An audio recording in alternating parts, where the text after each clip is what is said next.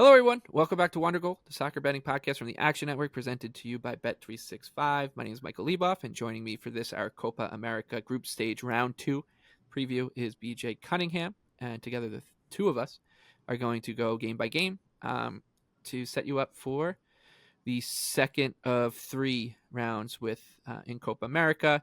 We are recording this on Tuesday afternoon, so just before Peru versus Canada. That's my fault. I had something come up, couldn't get to the earlier recording time. But the good news is neither of us really have any interest in Peru versus Canada, so hopefully we can get to you in time to set you up for the rest of the matches, and we can give you some actionable advice, some entertaining advice to get you through these next few days of matches. But we will start with Peru and Canada. Peru plus 260, Canada plus 115 at Bet365. The draw here is plus 225, BJ. We talked about Canada as a potential long shot. I still believe in them after the Argentina match in that regard, and that's how I'm looking at this match. I've got the Canadian long shot ticket, and I'm just going to ride it. Yeah. I mean, I have a Peru to finish bottom and a Canada to advance, so I think I'm pretty well invested in both of these teams. There's really no interest for me. If you're looking for something that you do want to play, I think Canada over 1.5 goals at plus 150 is a decent angle. You saw that under Marsh, they want to play in transition. They want to play more up tempo. That first match against Argentina had close to a little over 4 expected goals in it. And they should be able to get at this Peru defense that, by nature does play pretty passively in a low defensive block. But the match against Chile, even though there wasn't a lot of chances, at either end, it still was a little bit back and forth. But, we'll talk about Chile in a second, but that match against Peru, there were 40 fouls. Like, it was just it was like a knife fight for 90 minutes. So that's what this could turn into. There's been some extracurricular things set off the pitch by the Peru manager about how Canada is like getting away with a ton of things and being way too physical. So you may have a match with a ton of fouls. So if you want to look at angles on terms of fouls or cards or anything like that, this might not be a bad match to do that. But if I were to play anything, it would just be Canada team total over 1.5. But again, I'm a little too invested in both these teams from the futures perspective, so I'm passing. Yep, Canada, I'm seeing like 110 to 1 out there on them, and I still think that's interesting. Obviously, you need them to get something from this game. The other Group A match, Argentina's at the top of Group A with Peru, Chile, 1 point apiece after their 0-0, like what you said, was a street brawl. And Canada's at the foot of the table as we speak at no points, but they're the only one that's played Argentina. And now the tournament favorites are taking on Chile. Chile is plus 700 on the 3-way line. Argentina minus 225. The draw is plus 320. This one taking place in the Meadowlands in New Jersey. I think this looks like a spot where Argentina rolls. I wasn't too impressed with what we saw out of Chile in their first match. Yeah, I agree. I like, the numbers are moving on this. Argentina was around minus 200, minus 1 was minus 115, minus 120 range now. And this has been typical of what I've been noticing for these Copa America matches is the favorites tend to get really steamed the closer we get to the match. So if you want to play something, I would suggest that if you like something, just play it early if it involves a favorite, because generally the money just piles in at the end on the bigger teams. But I do like Argentina here. The thing with Chile is that, I talked about the last episode that they're a team that things tend to break down when they reach the final third, right? They only created 1 expected goal against Peru.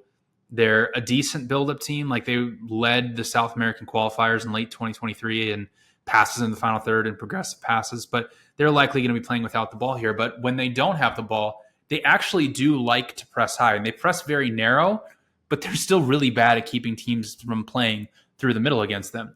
They allowed the most counterattacking shots per 90 minutes in those South American qualifiers. And Argentina showed against Canada, because Canada wanted to make the match very phonetic and very transitional, that they can really punish you in transition, not just from build-up situations. They created close to 3 expected goals against them. So I think this is an Argentina route here. They have way too much attacking talent. And if Chile is actually going to press them, then that's going to cause all sorts of problems for them. Even if they don't and they sit back, Argentina, I said it before, but right now they're the most difficult team in the world to beat after watching some of these matches at the Euros. Like, Argentina, since the beginning of the World Cup, so 14 matches, they have conceded 6.6 expected goals. Like, they are an unbelievable elite defense. They have a minus 1.2 expected goal differential per 90 minutes since that time frame. So I think this is an absolute rout here. So I like Argentina minus 1.5 at plus 125. If you want to chase bigger prices, you can go Argentina minus 2.5. I know that they tend to shut things down when they get ahead, but if people give them transition opportunities, they're going to go for them, right? Like, a lot of times when they shut matches down, it's when teams don't get too aggressive. So for Chile, I think everything's going to come down to their final match against Canada. So they just want to limit the goal difference here, and hopefully they can maybe get through with a draw there. Yeah, I'm with you. I think that this is the minus 1.5 is fine. I actually have some interest in the next one. So that's Tuesday, wrapped up, 6 p.m. Peru, Canada, 9 p.m. Chile and Argentina. The 6 p.m. kickoff on Wednesday is Ecuador and Jamaica. Ecuador minus 188, Jamaica 6-1, and the draw is plus 290. I actually am going to bet Jamaica on the money line here. They looked decent against Mexico. Really, they lost 1-0. I think that a fair score line probably would have been 1-1 or 0-0. They deserved a point out of that performance. This is a must-win game for both teams. Ecuador lost to Venezuela 2-1 in their opener.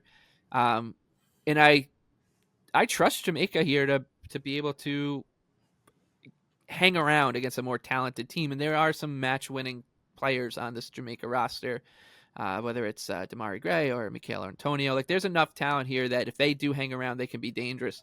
So I think the gap is just not this wide. So I like the 6-1 on Jamaica.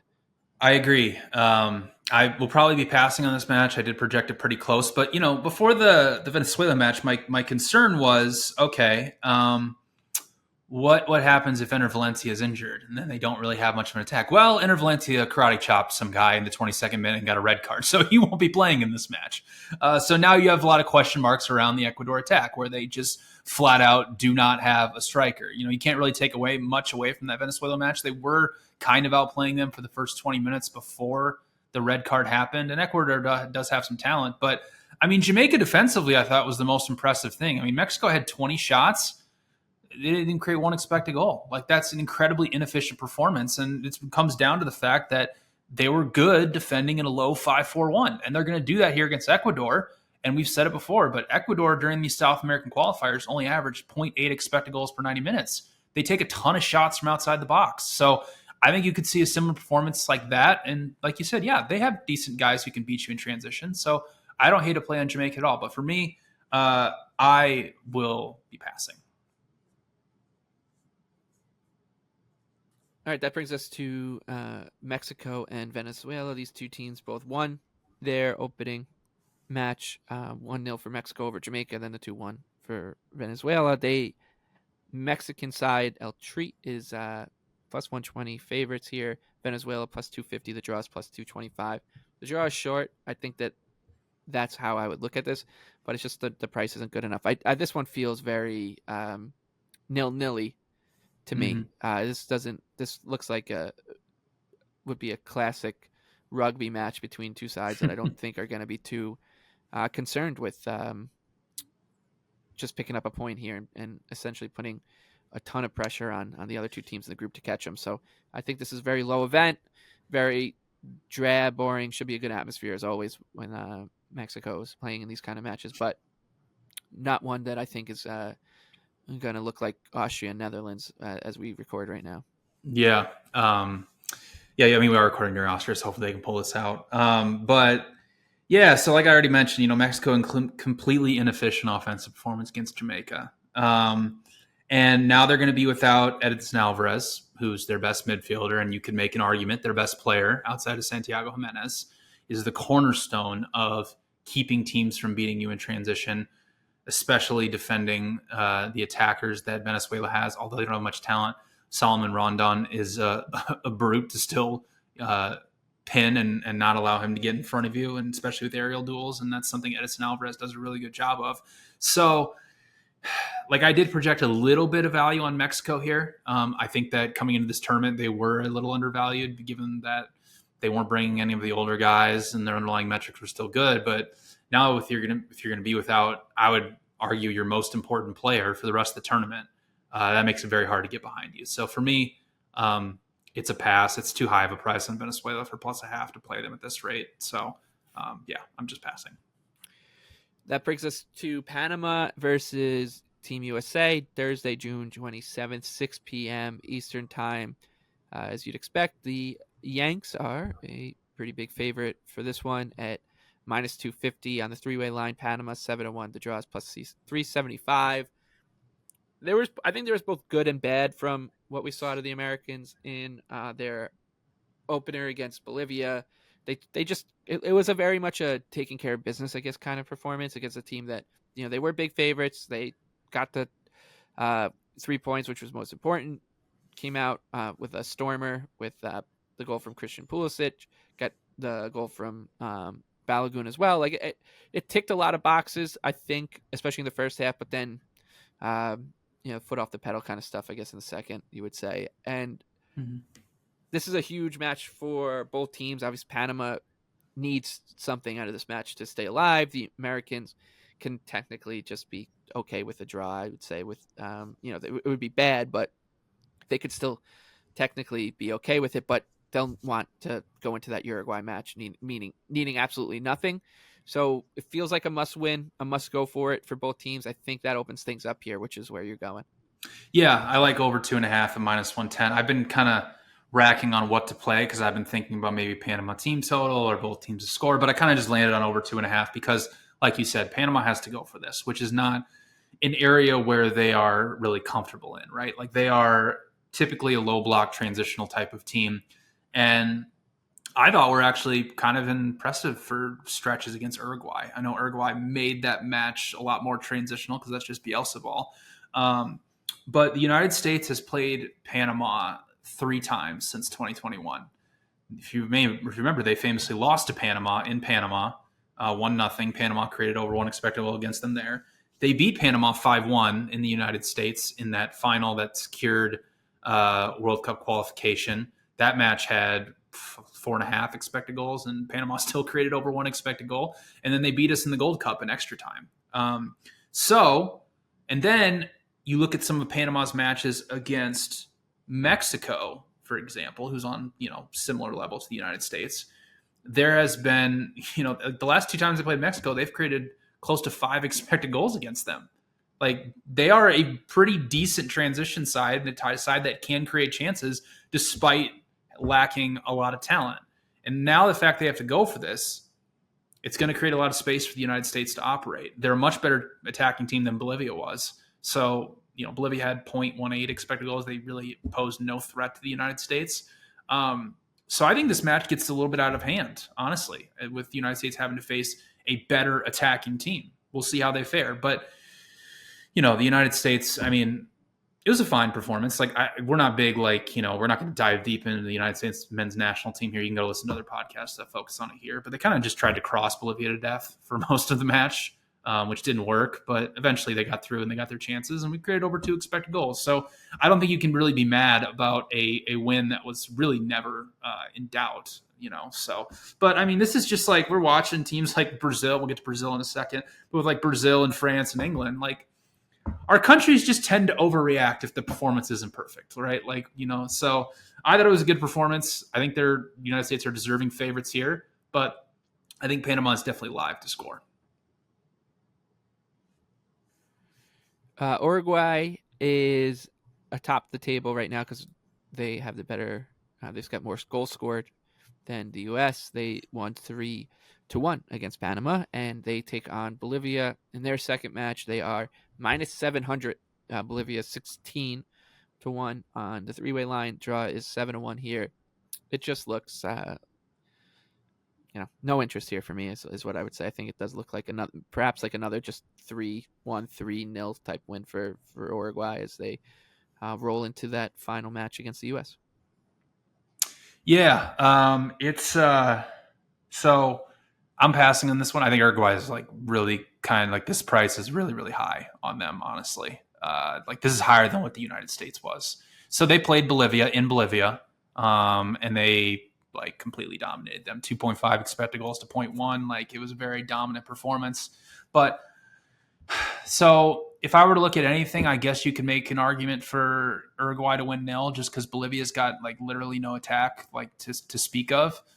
But Michael, Bielsa ball always really, really makes me nervous when you're trying to win nil. They obviously conceded a goal late against Panama to kill that clean sheet. So I think I'm just going to pass. I have a Bolivia to finish bottom of this group ticket that I think is just, it is looking all right now. So I'm going to let that happen. It'll come down to them in the final match against Panama. But yeah, I love Bielsa to death, and I still think they're really live to win this tournament. But them keeping clean sheets is not something I'm typically keen to bet, especially at such high a price. That's right. Okay, Friday, Colombia, Costa Rica. Once again, BJ. Yeah. Costa Rica. Do you know? Hang on. Do you know what the price on the 0-0 was in Brazil, Costa Rica? 18-1. 30-1. Good Lord. I know. It hurts. I know it hurts. That does hurt. Oh my God. Well. Yeah. All right. I'll try to recover from that.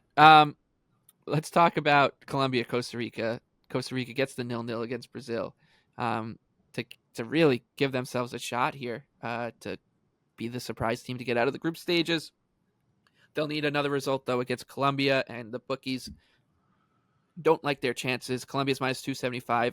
Costa Rica plus 750. The draw is 4-1.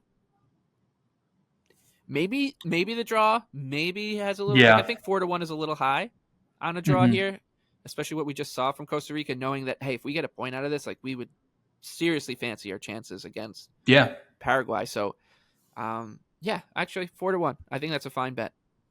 Yeah, I'm going to pass. I was thinking about, and again, this kind of goes in the same aspect of Uruguay because of the style of play of Colombia. As you saw, it's very frenetic, pressing high, transitional based. Like they're playing to the strengths of their team.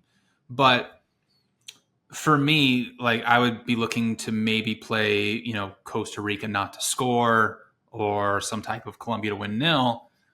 But I just don't think the prices are good enough on that. I mean, Costa Rica took a one shot against Brazil. Like they had like nothing. Just there was absolutely nothing going on. And we'll get to Brazil in a second. But it's the Colombia attack just has no talent. They have Ugalde, who plays for Spartak Moscow, who's an okay striker. They got a guy playing for Nottingham Forest. Well, he didn't really play, but he's in the Nottingham Forest youth system. There's just nothing. But same aspect, I'd be very nervous taking a Colombia to win 0 ticket here. Like if you want to bet Colombia on the spread, go ahead and do it. Like they're still a very good attacking side despite overperforming a little bit against Paraguay. But yeah, credit to the Costa Rica defense. Like they held Brazil under 2 expected goals. Like that's a tremendous feat in and of itself. Like when you're defending in your own final third for large stretches. But I'll be honest, it's very, very difficult to play that style of play over and over and over again and not have the damn break. So I'll pass on this one. But yeah, it's probably just looking for that final match against Paraguay and Costa Rica. That there's a 0-0. Oh man.